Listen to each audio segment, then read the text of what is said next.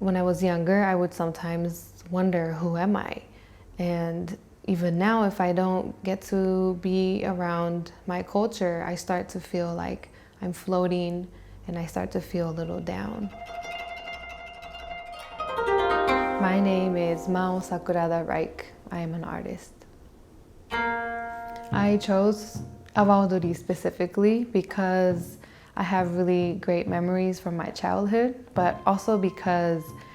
it is a form of dance that's really free. There's room for each individual to find their own personality and bring their own unique character into their movements. So each person can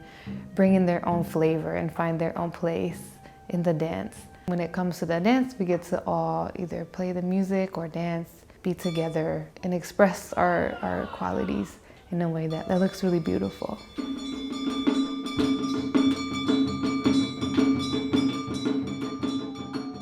17世紀の徳島藩主であった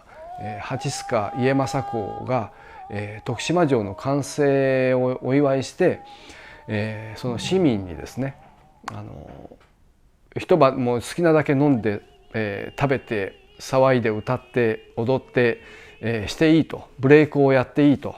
いう許しを出したと。でそれで、市民の人たちが町へ踊り出てみんなでお祝いをしたと。でそれが一つの伝統になって、毎年、それをやるようになって、現在までそれが続いているというふうに言われております。私の名前は、大下啓二で、アメリカで、スモールビジネスをやっておりまして、日本の雑貨、面白い雑貨をアメリカの人に紹介するお店、エルセリートという町でやってます。私の名前は大野玲子です。仕事は、日本の雑貨とかを売ってるジパングという店を主人と一緒にやっております。生まれてすぐから音は聞いていましたけれども、実際に自分が始めたのは確か小学校ぐらいだったかと思います。で僕は子供の頃に阿波踊りを少しはやった経験があって、で世界一阿波踊りがうまいと思ってたんですよ。あれは簡単だと。彼女と結婚をして阿波踊りをやってみせたら全然ダメって言われて、本当にそう最初に見た時にもう本当に手を挙げた瞬間にこれはダメだということが判断できるぐらい本当にいつもきちんと踊ってないと、本当にやっぱり綺麗に見えないものなんですね。でそういうなかなか到達できない踊りの奥の深さみたいなものがすごく魅力、面白いと思います。パパンパパンパパパパンパパン。名前は松沢直弘ですね。仕事はですね、スクリーンプリンティング&デザインということで、いろいろなマテリアルにプリントをすると。やっぱりその一番のあれは阿波踊りのリズム感っていうか、リズムに尽きるような気がしますけどね。リズムの中で本当最初はこんな単純なことをずっと繰り返すっていうような印象もあったんですけど、やればやるほど深いっていう、だからその単純なことこそ深い、朝目が覚めると腹で太鼓叩いてますもん。だからやっぱりだんだんそういうなんていうんですか、だからもう自分のリズムで頭の中では踊り手が踊ってるっていうのが見えて、でそれで演奏してるっていう、だからそのぐらい結構入ってはいるんですよね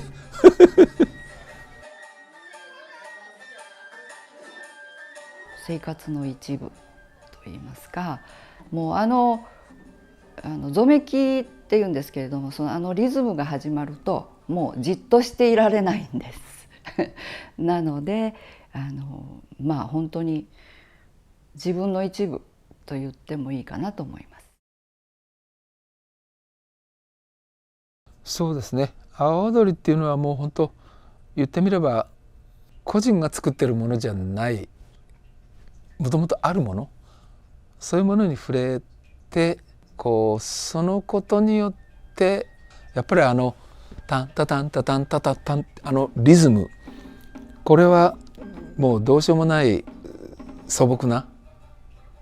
魅力っていうものがやっぱりあって、僕は素朴なものが好きなんです。あんまり複雑なことはできないんですけど、体が自然に動く。でそういったものがね、徳島の中でもう本当400年も続いてるっていうことは、これは誰にでも共通するリズムっていうものがやっぱあるんだと思うんですよね。それがゆえに特に太鼓を通してそのリズムっていうものが僕は本当好きになって、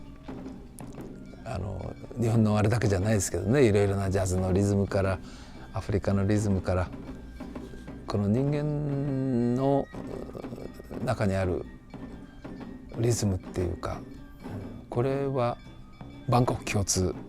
なもので、だから日本の文化なんでしょうけど、もしかしたらもうユニバーサルな日本の文化を超えてしまってるのかもしれない、最近思いますね。阿波踊りと他の、芸能、他の日本の芸能とか、他の踊りとかの違いということなんですけども、阿波踊りの大きな特徴というのは、僕は人々の踊りだと思うんですね。っていうのは昔からその芸能は、権力を持った人たちのための踊りっていうのがあったわけですね。でこれは代表されるのは日本では能とかがその一つに入るわけですけど、阿波踊りは権力者に見せるんではなくて、自分たちがそこで楽しむということが基本になってる。だから能とかでは絶対に考えられない、その見ている人がそこに参加してくるっていうのは、能の世界ではまず考えられない。でも阿波踊りではそれは普通に行われていることなので、それがだんだんと発展進化して一つのパフォーミングアートというか、そういう芸能の形になったっていうのが阿波踊りと他の、芸能の一つ大きな違いだと僕は思います。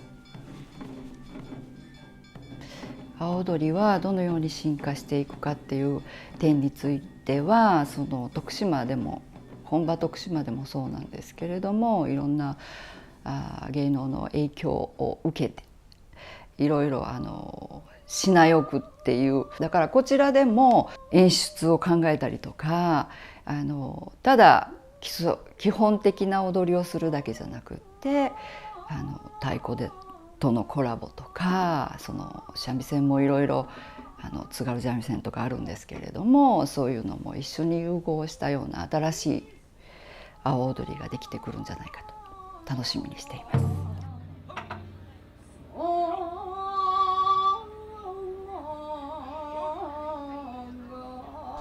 ということで、徳島っていうかあるね、それが生まれた地域からもう阿波踊り自身が巣立ってってる。だからアメリカにもこれからどういう展開になっていくかはあれですけど、多分時間の中でもっともっと広がっていく。だから僕の中ではその徳島っていうところの阿波踊りがスタートかもしれないんですけど、広い意味で日本の文化っていうことで言えば、阿波踊りなりお囃子などに参加することによって、その日本の文化っていうものを、ここで生きてるこのベイエリアまたはアメリカでその日本の文化に携わること、そしてそういう人にこういったものが日本の文化の中にもあるんですよって紹介する、一つの自分のできることかなと思いますけどね。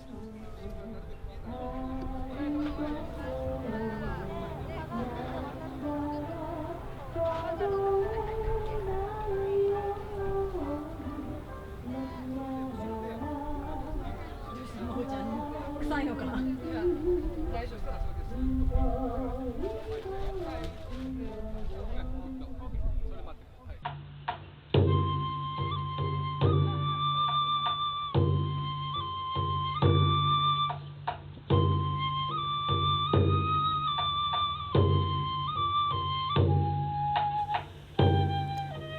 When people who are not familiar with awa odori or maybe aren't familiar with Japanese culture too much, when they first see awa odori, I think there might be a little bit of surprise because it's so lively and free. And I think the typical image that people have in mind of Japanese dance is very slow and structured. So I think it might be a first time for some people seeing more of a carnival type of atmosphere in Japanese culture. And I think it would be very exciting too.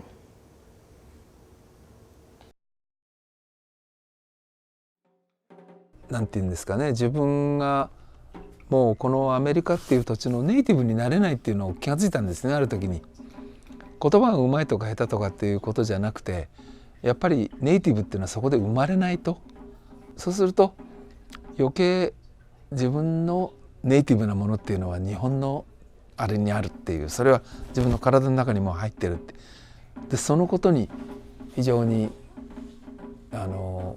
興味を持つっていうか、だからこれからもっともっとね阿波踊りが広まっていくことを本当願ってます。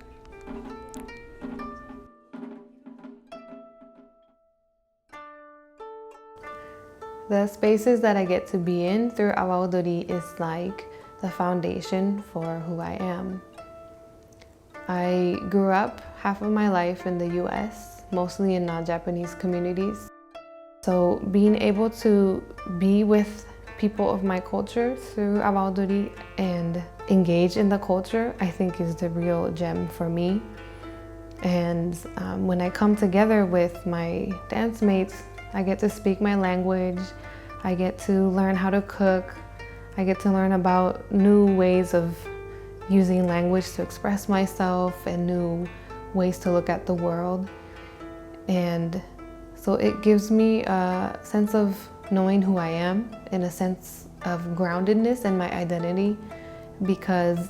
that part of me gets to still grow, even in the US. I get to still grow and evolve as a Japanese person, and that identity isn't fixed. It's not something that's just a label or something to be reminisced. It's something that is still part of me as a whole person. 進化っていうのは常にやっぱり伝統的なものを体験して学んで、そしてやっぱり今を生きる人がそれに何かしらのものを加えていく、その加えていくことをやっぱり良しとして受け入れていくことがやっぱり一番の進化の一つの要素なんじゃないかなと思いますけどね。とどまらないでやっぱ新しいものも加えていく。だけど基本はあくまでも伝統的なところの中にあるんだと思います。それがやっぱ文化の素晴らしさでしょうね。じゃあとりあえず始めますね。やっぱりこちらで阿波踊りをやることによって、日本人としてのアイデンティティっていうものを僕はやっぱりすごく強く感じるようになりました。阿波踊りをやることによって。でやっぱり衣装も違うし、やってる音楽とかそのリズムも違うので、こちらの方がその阿波踊りを見る時のその印象、彼らがなんかこちらの方がすごくなんかびっくりしてるっていうか、違うものを見てるっていう、そういうやっぱり視線を感じるので、本当にそれをやりながら、自分としてはそれは一つの誇らしい日本の文化であるというふうに思います。一人じゃないですからね。やっぱり10人20人っていう人がなんか一つのその時間を共有して、その中でなんていうか繰り広げられる一つのドラマ、これがまたね素晴らしいと思いますよ。ライブだからね、僕どっちかっていうと本当ライブ好きなんですよ。練習もいいですけどね。でライブになった時にはもう間違いでもヘチマもない、そのライブの中でみんなが精一杯やるっていう、そのことに非常に意義があると思うし、でそれを見てる人が楽しいと思ってくれたらいいですよね。だからまあ踊るアホということにね我々なってるけど、いやもう見る方の人が喜んでくれたら、その本当アホになってよかったと思うんじゃないですか。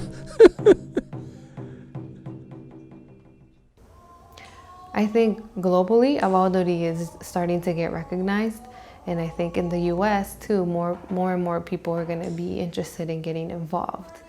and I'm really excited about that. And I hope that awa odori can be a bridge to connect Japanese people and Japanese American communities,